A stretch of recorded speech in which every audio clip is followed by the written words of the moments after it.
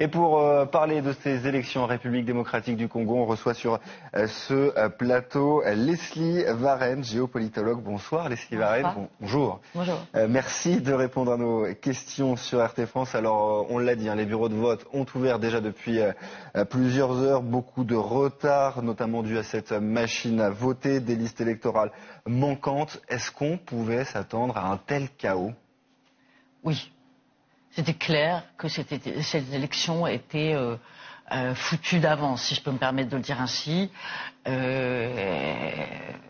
On savait déjà depuis 3 jours qu'il y avait 60% du matériel seulement qui était arrivé, et encore, on savait pas, les machines à voter n'avaient pas été testées. Là, mais quand même, l'ampleur de ce qui se passe aujourd'hui dépasse l'entendement, et je pense qu'on se moque des Congolais là. Vraiment, on est en train de se moquer des Congolais. Parce que j'ai essayé depuis ce matin, 6 heures, je suis sur mes écrans, sur mon portable, etc., pour regarder un peu ce qui se passe. J'essaye de faire la recension de tout ce qui se passe dans le pays. C'est impossible à faire tellement il y a d'incidents, voire d'accidents. Soit pas de machines à voter, soit des machines à voter qui sont à 20% de batterie dès 8 heures du matin, soit des électeurs qui sont pas sur des listes, soit des gens à qui on propose de voter seulement Chadari, des gens qui retrouvent leur nom dans des poubelles, comme ça s'est passé au Nord Kivu. Enfin, tout ça est proprement inacceptable. Et je pense que cette élection n'aurait pas dû avoir lieu. Je suis pas loin de penser que les opposants n'auraient pas dû accepter d'aller à cette élection qui était d'entrée, d'avance, ni crédible ni transparente.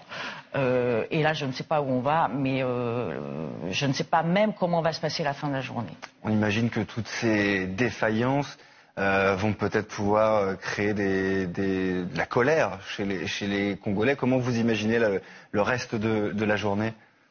Écoutez, c'est vraiment, je veux dire que on ne peut pas regarder ça tout à fait calmement quand même. C'est très triste. C'est la première fois depuis leur indépendance que les Congolais auraient pu choisir leur président. Il y a eu 2 élections, 2006, 2011. C'était pas des élections crédibles, c'était aussi des élections trichées. Les Congolais n'ont jamais choisi leur président. Cette fois, c'était possible. Peut-être, enfin, on aurait pu. Et on voit que c'est encore pas possible. C'est extrêmement triste de voir que il y a 80 millions de personnes. C'est un grand pays, c'est un pays riche, 80 millions de personnes qui sont prises en otage pour diverses raisons qui sont à la fois nationales, internationales, stratégiques et tout ce que vous voulez, et c'est incompréhensible.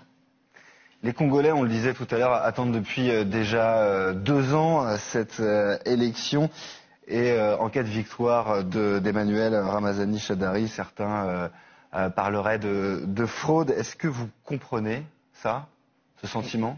Évidemment, mais si on regarde un peu ce qui s'est passé pendant la campagne électorale, on voit bien que les meetings de Shadary étaient presque vides, ou quand il y avait du monde, il venait et scandait, et la population scandait le nom de son opposant.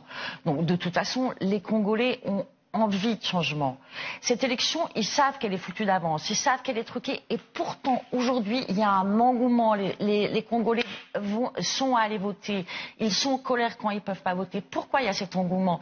C'est parce qu'ils pensent que cette élection, ça peut être le seul moyen de changer. Ils veulent changer, ils n'en peuvent plus, ils sont dans une précarité, une paupérisation, le pays est pillé, ils n'en peuvent plus, il faut un changement. Et c'est encore pas cette élection qui va amener ce changement, mais ça va amener quoi? Et comment les Congolais vont supporter l'annonce de Shadary vainqueur, ou l'annulation de l'élection avec tous les scénarios sont imaginables, ou avec l'annulation de l'élection et Kabila qui reste au pouvoir parce que l'élection est annulée?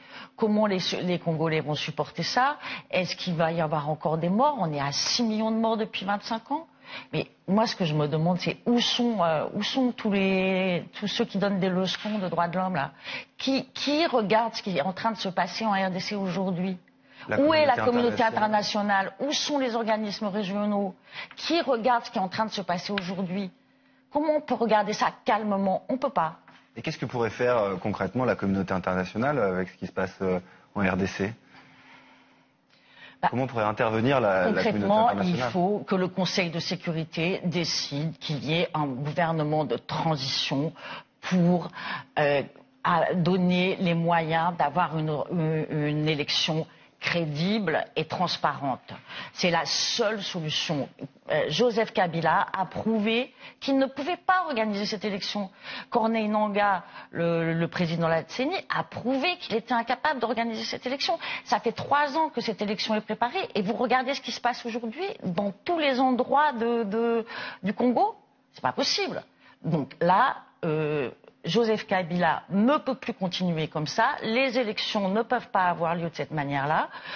Je rappelle aussi, parce que ça, il faut pas oublier, que la semaine dernière, la CENI a privé de vote 3 villes, Béni, Boutombo et Yumbi. Ces élections auront lieu au mois de mars prochain. Oui, mais au mois de mars prochain, les élections... Les résultats sont en janvier. Voilà, ils ne voteront que pour les législatives et les provinciales, ils ne voteront pas pour les présidentielles. Est-ce que le Congo est en dehors de tous les pays de la communauté internationale? Est-ce que le Congo est sur la planète Mars? Ou est-ce qu'il fait partie des Nations Unies? Enfin, qu'est-ce que c'est que cette histoire? C'est pas normal qu'1,2 million de personnes ne puissent pas aller voter. Enfin, je me demande pourquoi personne ne réagit. Merci beaucoup Leslie Varenne d'avoir répondu à nos questions. Je rappelle que vous êtes géopolitologue. Merci beaucoup. Merci.